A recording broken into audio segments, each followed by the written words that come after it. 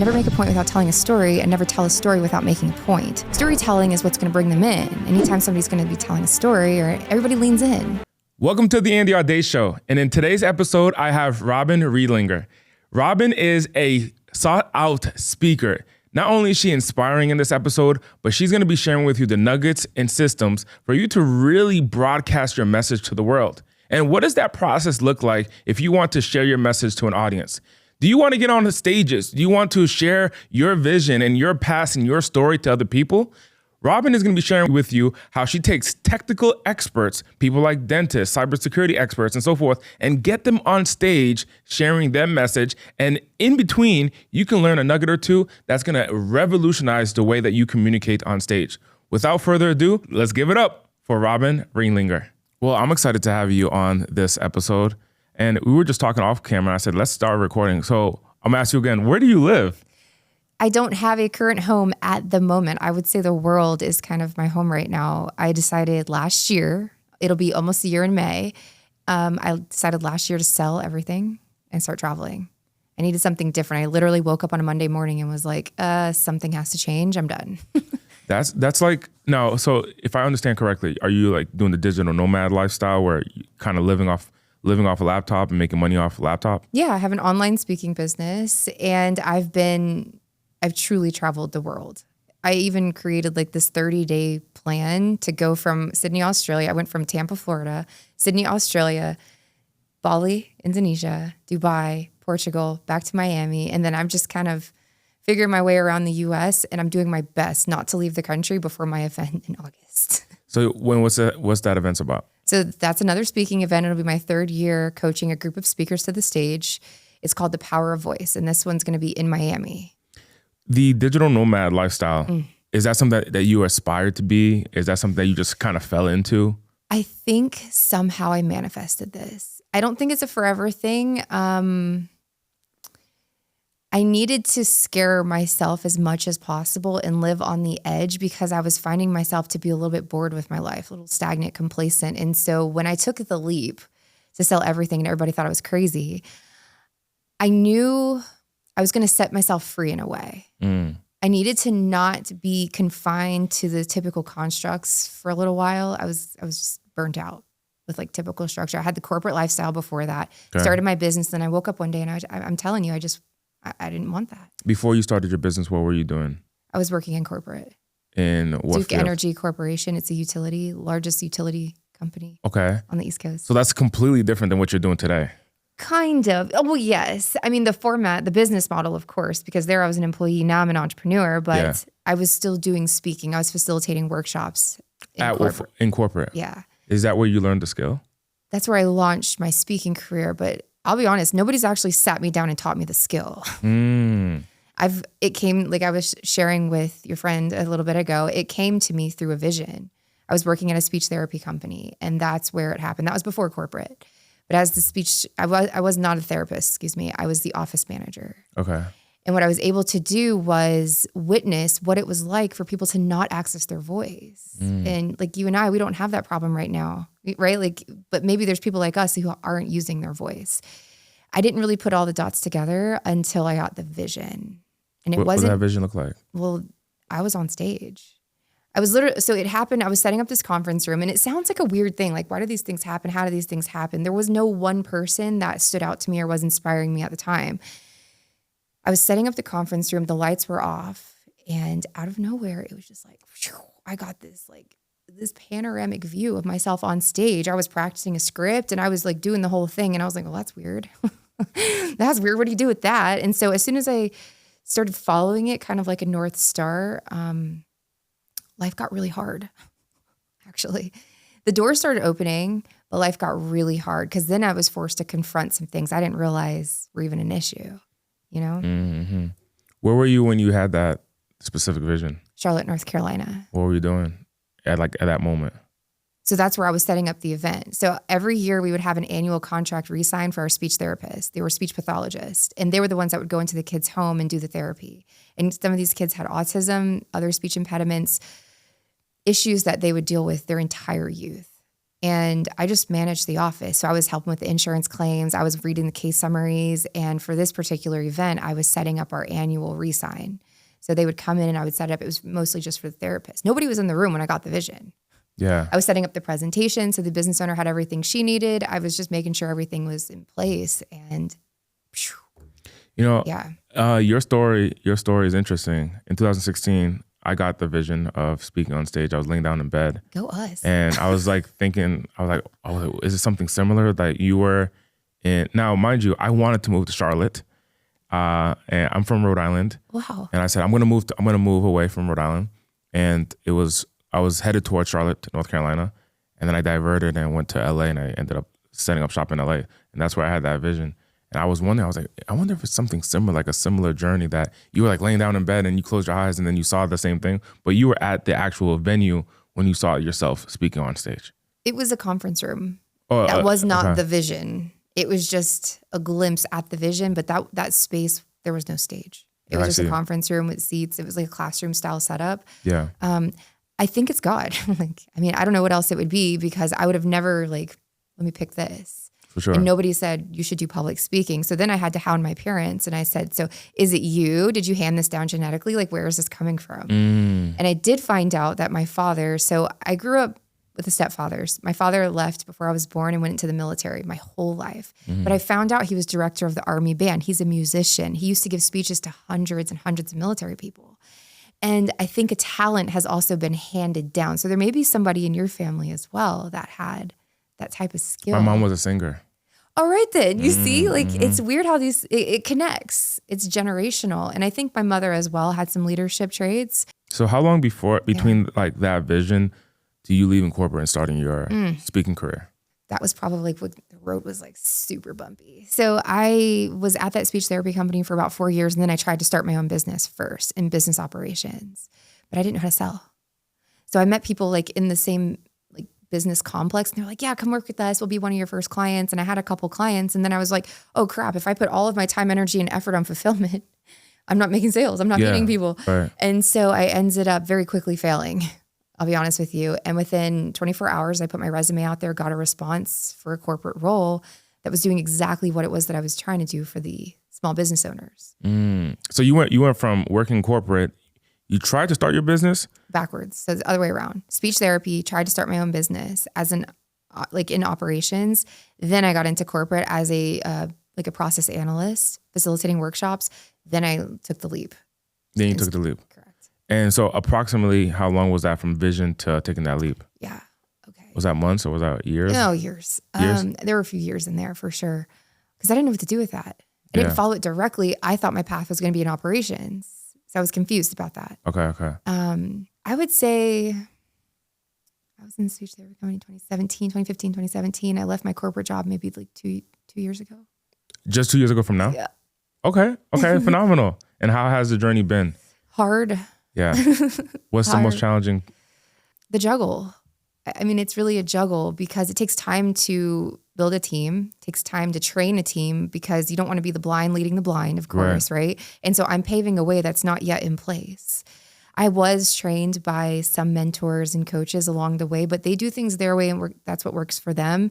I had to kind of take their advice and apply what could work for me and realize, okay, that's not going to be in my best interest. That's not how I want to run my business. And so it's been a matter of, okay, for any mentorship or direction I've been given, what do I want to keep? How can I apply that to my business and teach others? And then how can I make sure they're successful in their role? But at the same time, they have a growth curve, right? There's a learning curve for them as well. And then it's really a matter of catching the sales, having the conversations, providing, quality service to my clients. And then me, myself, getting back out on stage and then doing, it's the juggle, I think, is the hardest part. And then on top of that, not having that home base has both amazing parts to it and some really scary parts to it, because it's complete uncertainty. Like where you're going to be. Yeah, where do I want to go next? Yeah. Because I do believe our environment plays a huge role in our inspiration. I think if I've learned anything about changing my environment, immersing myself into different cultures and talking to different people, I really gain some perspective. And the US does things one way. And then inside of the US, we have the different cities and states that do things their way. But then you go into these other countries and it's like, oh my gosh, there's a whole world out here that we're not even considering. Unless you go there, of course. Unless you experience it. And are you finding it challenging? Because I remember that was one of my challenges. Are you finding it challenging to play the role of the speaker delivering the service and the trainer versus the speaker to acquire customers versus the business owner who's managing operations, sales, systems, fulfillment, marketing, so on and so forth, taxes, all those elements? Yes. And yes. It's like you have to be an Olympic champion here. Yeah. You have to bend and mold into different shapes. And so originally I launched my speaking career in corporate thinking, okay, if I either pursue an MBA or start these mastermind programs, I'll be a speaker. I'm going to learn how to be a speaker. Like, what's the path here? But what ended up happening is I wasn't taught how to be a speaker. I was taught how to be a coach. And so then it became, I'm building out a program. Now it became, now I'm here servicing other people, getting them on stage. And then I was like, well, hold on a second. The whole reason I started this was so I could be the speaker. I want to create my impact from stage, but these detours happen for a reason. And I think it's given me an opportunity to transform through my work, coaching, in order to be a better speaker. And what's the business model like that you follow? Are you selling a course? Are you getting paid a service fee? What does that look like? The most frequent offer that I have is going to be like my 6-month program. Usually, is that Speak Affluence? Yes. Wow. But Speak Affluence can take on a couple different shapes depending on the frequency in which somebody wants to move, right? So it's technically an accelerator program. It can go from 3 months to 6 months. Just depends on how fast somebody's moving or if they have an engagement coming up. I've worked with people who have no speaking experience and they don't need to rush the learning. So I recommend that they stay with me for 6 months and it's more of a bi-weekly cadence versus like weekly over here in the 3-month program where they're like, I've got this event, this event, this event. They've got maybe a foundation in place already. Some don't, but some do. And we move very fast together. And then there's every now and then I get the one-off. They're like, I don't need all that. I just need a quick session. So I have an isolated session for those individuals as well, or return clients. Are you training on the ability to communicate, like stage presence, their story, frameworks of speaking, or is it, here's the money when you're a speaker, here's how to make money, here's how to make income? So that's where Speak Affluence came into play. Originally, my program was called One Presentation Away. And it was just about creating the talk and making sure you were well rehearsed, embodied for when you got on stage. Then I started working with different coaches who taught me about this really high-paying skill called selling from stage, right? To be a platform. And I'm about it. Like, I'm about it. I want to know everything I can about it. I've learned some things that I may not use for myself. You know, they get pretty advanced, like the Tony Robbins and these really big events where they have next level psychology skills that they use on stage to get people into that emotional buying state, right? So what I've started to do is tap into the presentation structure that would enable them to start selling or pitching or get comfortable with asking for money from stage or pitching their services. So that's why I call it Speak Affluence. There's some money beliefs that I want to overcome with people, right? There's always those like icky money beliefs that hold people back. I want to crush those by getting people to talk more about their products and services, even if the call to action is not buy my stuff. Even if the call to action is still inspiring, they're still prepping for when they are ready to sell or when they're doing like an opt-in. They might not go into the full-blown pitch right away, but I'm priming them for that direction. All right. Are you selling from stage? I did webinars. Okay. I did webinars. So I've been waiting for the right stage opportunities. I've had a couple, but what I find is they're not always my audience, right? Because I think it's a twofold street. Like, who do I want to work with as well? I don't want it to just be, let me take your money, I can give you this and it's going to work. No, I know because it's a higher ticket program that I don't want to work with just anybody. I go all in with my clients and it's usually one-on-one support that I offer. So there's people that I know that when I see them or when I just have a simple conversation with them, I'm like, yeah, you're somebody that I would want to work with. I know I can help you. Hey, before I get you back to the episode, I hope you're loving the episode so far, and we got so much jam-packed nuggets and value coming up, I do just want to share with you about our Progretta Power Affiliate Program. Maybe you've heard on this episode some value and you're questioning, like, hey, if you're at a stage where you want to grow your revenue and you want to side hustle, by being a Progretta Power Affiliate, it allows you to generate monthly recurring revenue, essentially passively, by connecting people like entrepreneurs who want software that helps them grow and scale their business. So if you have a relationship or an influence over entrepreneurs and they're looking for software, you can actually connect them to our software which gives you monthly recurring revenue. If that's any interest to you, I'll actually share with you down in the description where you can learn how to build a passive income of $5,000 plus per month. Now, this is something that will take work. It is an actual business, but if that's something that's interesting to you, I'll share with you all the information and I'll give you the blueprints, the exact strategy that if I had to start all over again, how I would make $5,000 a month in recurring revenue. So down below, you can actually get the link, or you can go to progretta.com/blueprint and to learn more. Now let's get back started into the episode. Yeah. Who's your ideal client? Technical experts. Oh. So it's interesting because I didn't know that at first. Originally, I was like, I'm going to work with other coaches and just entrepreneurs, like big scale. But what ended up happening was I started attracting in like financial advisors. And then I recently was working with dentists. And these are people who are highly technical, right? There's a lot of logic and technicality behind their language and what they're talking about all the time. So then how do they make their presentations better?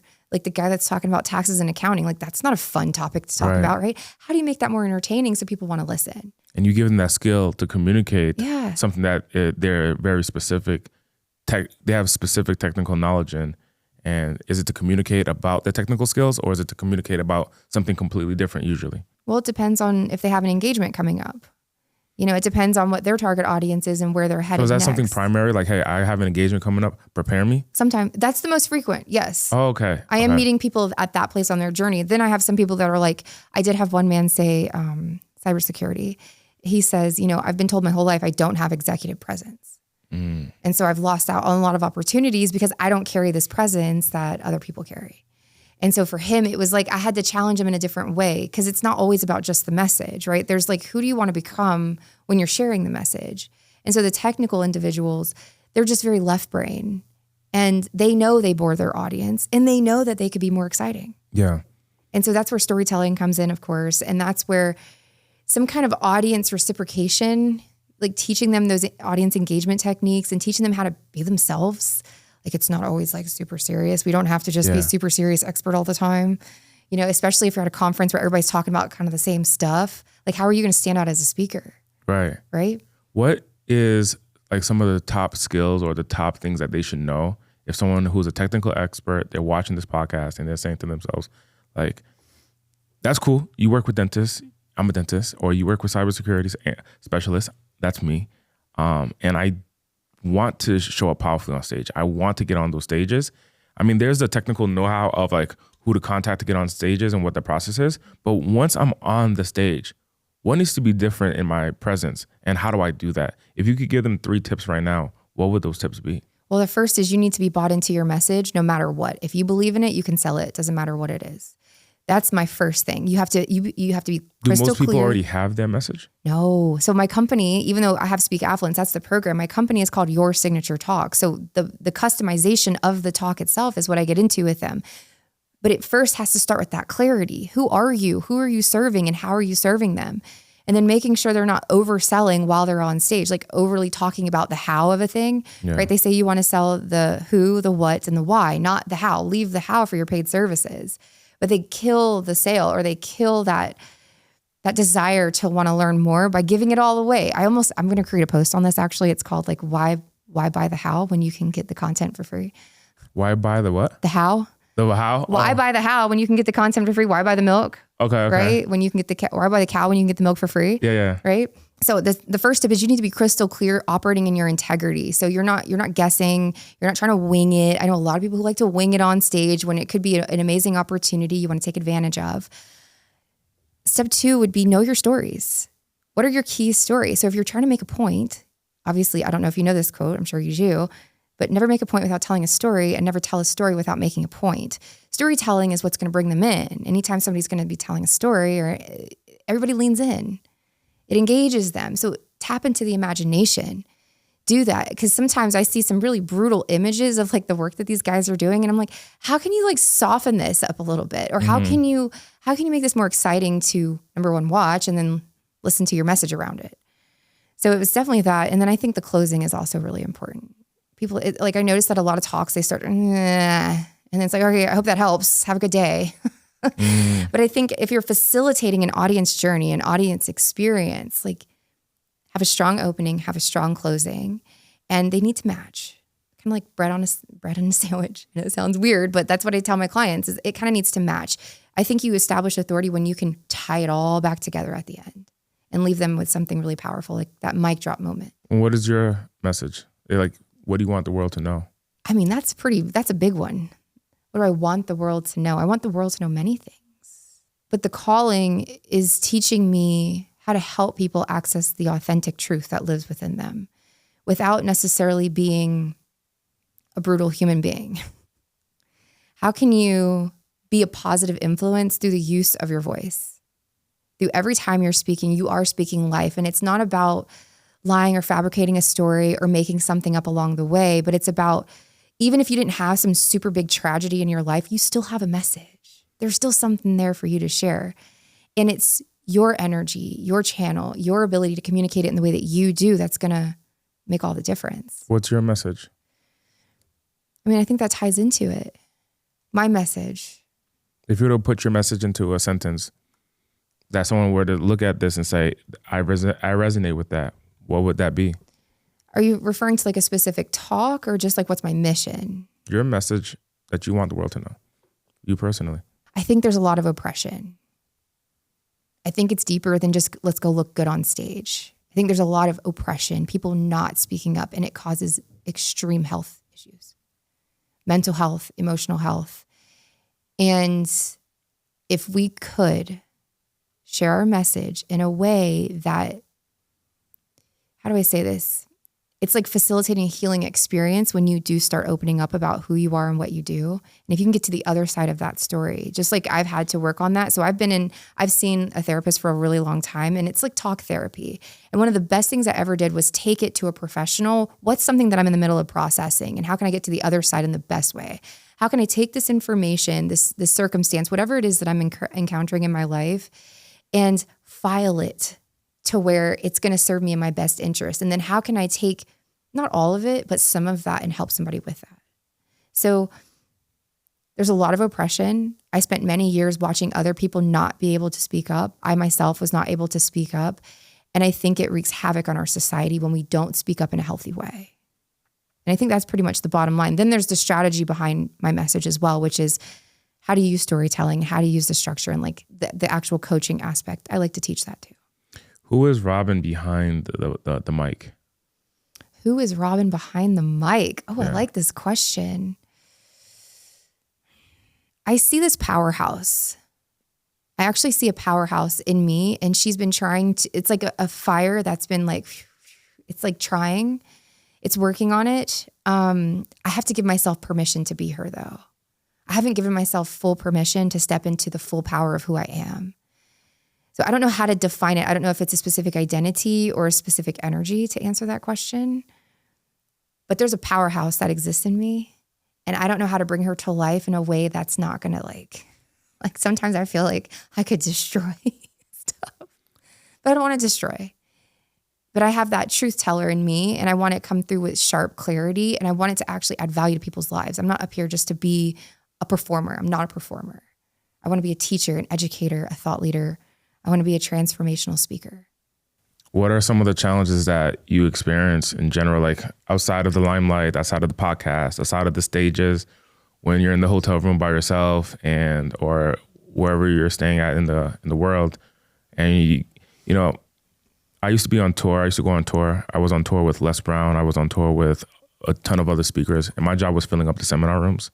Okay. And when I would travel, there was a lot of lights, a lot of glitz and glamour on stage, and then it would be that moment that I enter the hotel room and it's late at night, and I put my bag down and it's pitch dark because I'm tired. I don't want to even turn on the lights, and sometimes even in my suit, I just go and lay down, and it's just like, and there's like this overcoming of authenticity at that moment. Who is that for Robyn? Like, who am I after a big event, or just who are you outside of the glitz and the glamour and the light? The lights and the camera, the action, outside of that. I'm a very spiritual woman. I love peace and coffee. I like to relax, but I also do like to do a lot of self-discovery, because I think the only way I'm going to be able to really relate to other people on this journey is to have understood myself in those good and bad aspects of myself. So for the past few years, that's what I've been working on. When I'm alone, I'm figuring out how can I improve? How did that go? I always reflect on the moment. Sometimes it's just a matter of releasing the energy, relaxing and resetting and grounding. But then it's like, okay, what needs to change? Because I always think if I'm going to grow and become the person I want to be, I have to keep changing. And it's just a constant commitment to change and evolution until I feel I am the person I want to be, until I've embodied her to where I can see her on stages or I can see her on camera like this. And I'm like, that's her. I'm waiting to get to her. And so behind closed doors, I'm not actively dating. I'm not doing any of that. I don't care. I don't care. I'm burnt out on it. I've had not some great experiences. So I just decided we're going to put it down for now. I don't like who I'm attracting. I need to wait until I'm attracting in the right people before I say yes to this again, like dating. So I'm not doing any weird stuff behind closed doors. Like I'm not drinking. I don't do drugs. What I'm always doing is figuring out how can I get closer to the person I'm trying to become. And what does that person look like? She's that powerhouse. She's the person that's getting invited to speak everywhere. She's the next wave of awesomeness that's going to come through and help people.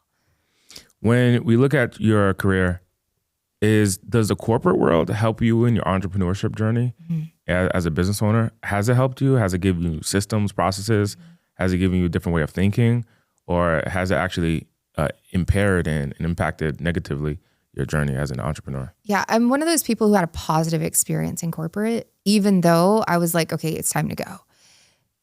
The top of the list was the people I worked with. Never in my life have I worked with such amazing people. My manager, my team set the standard for what I think a team should operate as. And it was my manager who gave me the first opportunity. So I went to her and I said, look, I'd been there for a few days. I had a promotion in 2 years, which is unlikely because usually it's people that are at the company 20 and 30 years. Then they're getting a senior role. I got a senior role in 2 years, but I had to earn it.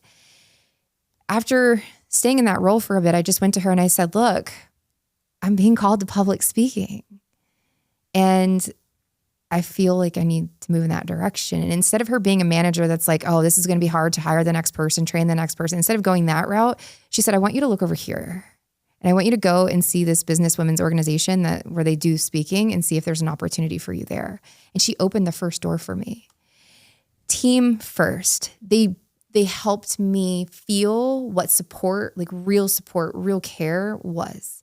And then, yes, I was on highly technical like IT projects inside of the company. So it's a utility industry. So we're talking about the energy grid.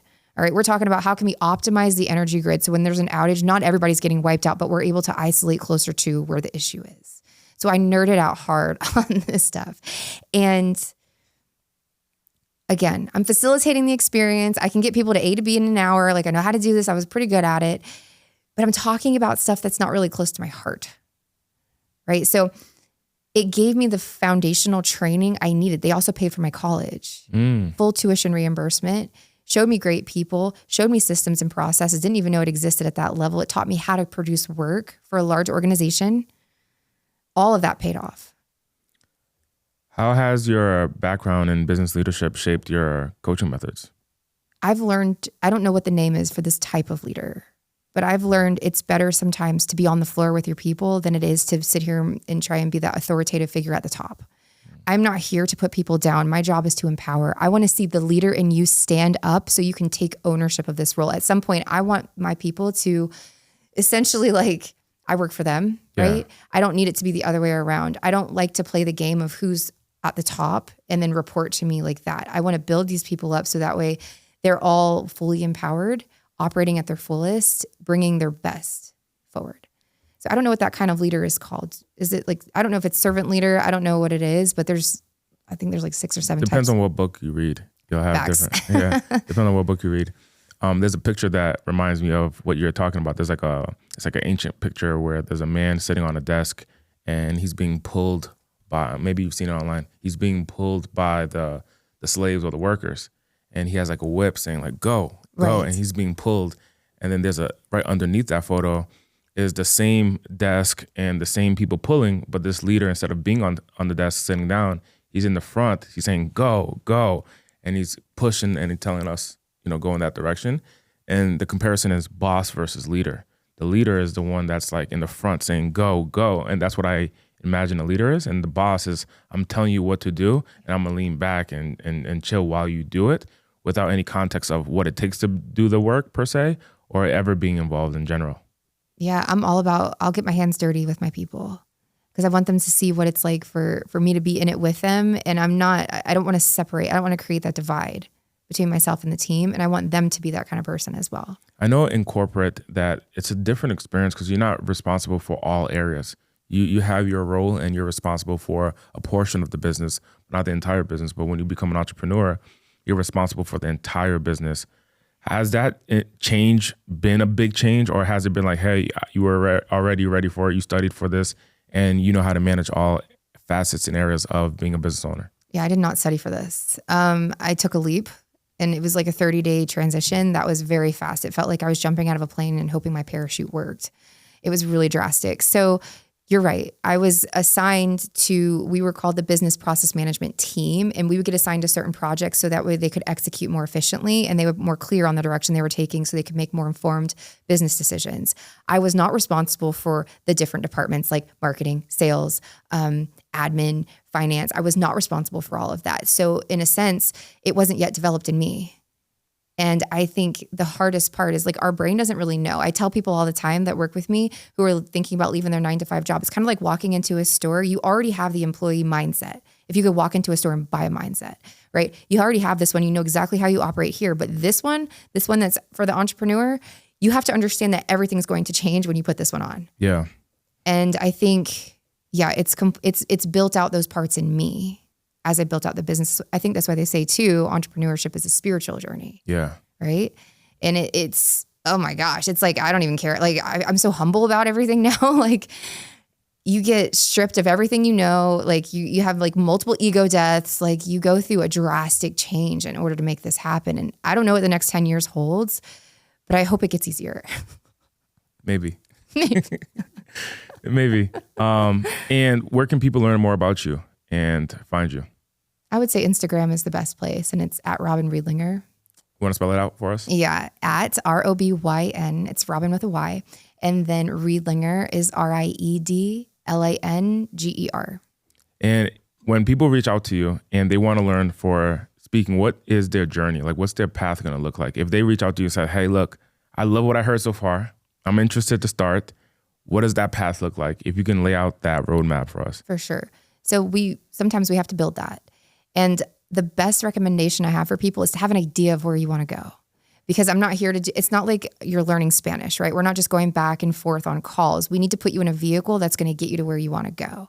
And so either through our practice together, our coaching together, we get that, we get the clarity around that, or they already have an idea. I want to be on this stage. How can I get here? So I would say have either an idea or a guess around where you want to go, because that's going to determine the vehicle that you get in to get there. Yes. Yeah, that's huge. Cool. That's huge. It sounds like clarity is so important. Yes. It's not just a matter of like, I want to speak. Hey, Robyn. And it's like, well, what does that look like? I don't know. It sounds like by having that clarity, if you have an engagement coming, reach out to Robyn. If you don't have one and you want to start getting engagements, reach out to Robyn. But clarity of your vision is important. We start there. For sure. Robyn, thank you so much for being on this episode. Hell yeah. Thank you so much, Andy. Thank you. I appreciate it.